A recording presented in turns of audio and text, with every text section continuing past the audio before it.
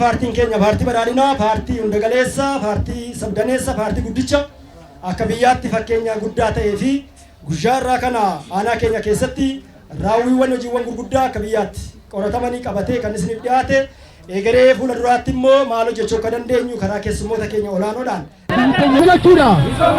Paartii badhaadhinaa filachuun nageenya filachuudha. Baatirii isaa ibsadha warri paartiin badhaadhinaa damee gobbuusayyoo.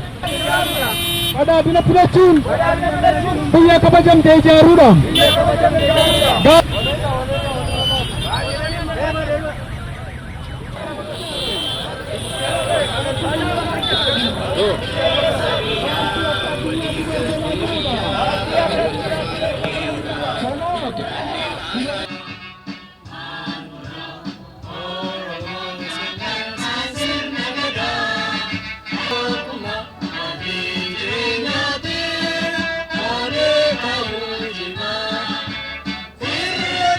Walumaa galatti waggoottan shanan dhufan biyya keenya Itoophiyaa gara biyya fakkeenya qabannee kan itti imallu waan ta'eef ergaan ijoo filannoo keenyaas kana ta'uusaa dhimmoota qabatamuu qabu ta'uusaan.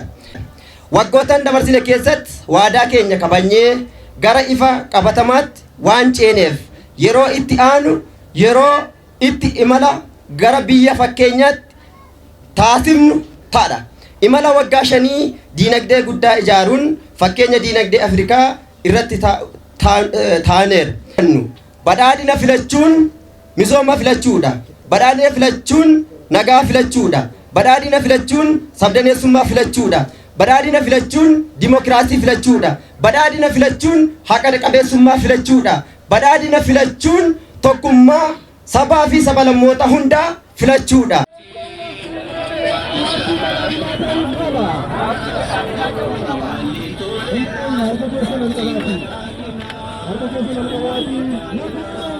Filachuun misooma filachuudha.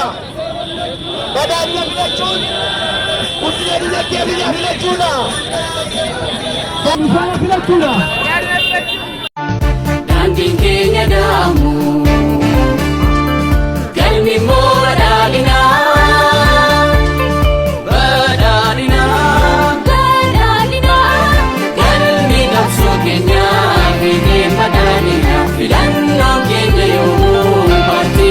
Paartiin badhaadhinaa paartii dimokiraatawaadha.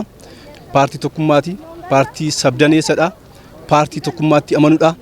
Paartii akka biyyaattis bu'uuraalee misoomaa irratti piroojeektii gurguddaa biyyi keenya hojjechuu hin dandeenye kaleessa Itoophiyaan hidha haaromsa guddicha hojjechuudhaaf rakkachaa turte amma xumurree hojii misoomaa keessa gashinee jirra.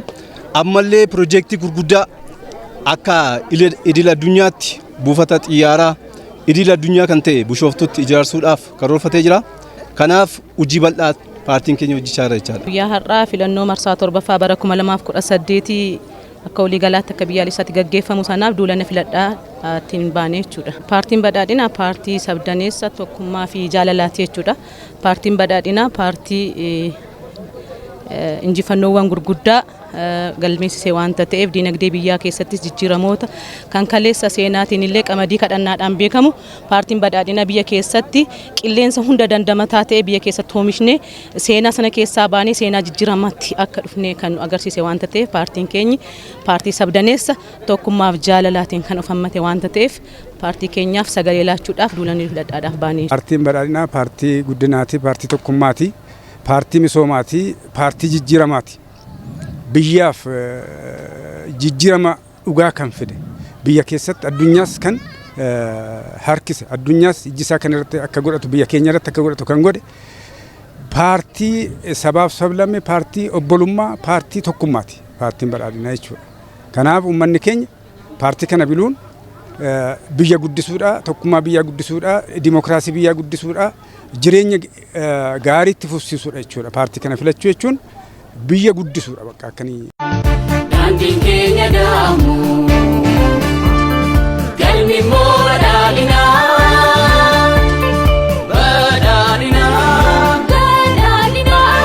Galmi qabsoo keenyaa fiidee badhaadhinaa. Filannoo keenya yommuu paartii badhaadhinaa. Waggoottan shanan dabarsine gama misoomaatiin, gama dinagdeetiin, gama hawaasummaatiin ragaan keenya sini. Waggoottan shanan fuula dura dhufutti badhaadhinni manifestoo isaa beeksisee jira.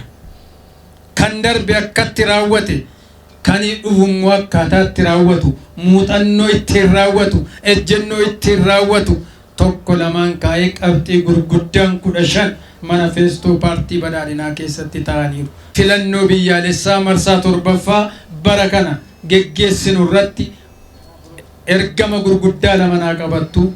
Inni tokkoffaan filannoon kun dimokiraatawaa, haqa qabeessa, naga qabeessa, hirmaachisaa akka inni ta'u anis isinis hin hojjennu.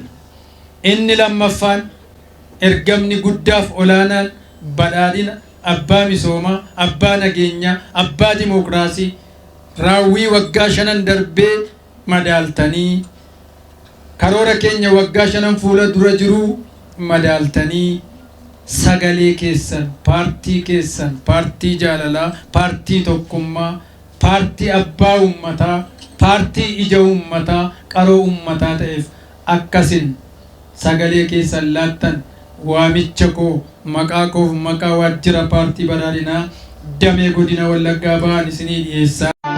Daandiin keenya daamu galmi immoo badhaadhinaa.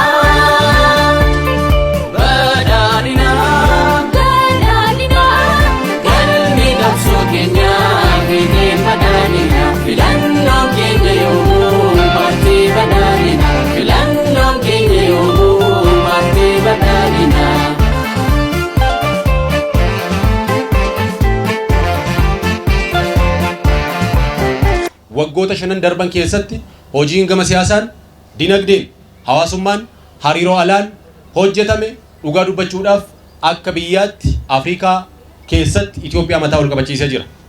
Itoophiyaan har'a akka durii qamadii alaa hin galchitu. Kana hundi keessanuu ni beektu.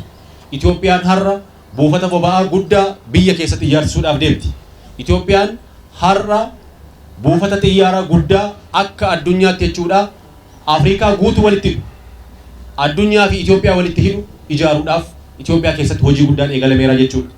Har'a bakka geenyerraa sadarkaa caalutti, sadarkaa itti aanutti darbuudhaaf misooma eegale itti fufsiisuudhaaf paartii badhaadhinaa filachuun baay'ee murteessaadha jechuudha. Kanaaf hundi keenya iyyuu akka aanaa gobbuu sayyootti mari'attanii waliin taatanii paartii badhaadhinaa filachuun misooma itti fufsiisuu akka ta'e isinuu beektu. Guyyaa filannoo kaardii keessan qabattanii dhaqxanii mallattoo BC qamadii keessa buustanii deebinee injifannoodhaan wal arginaa guddaa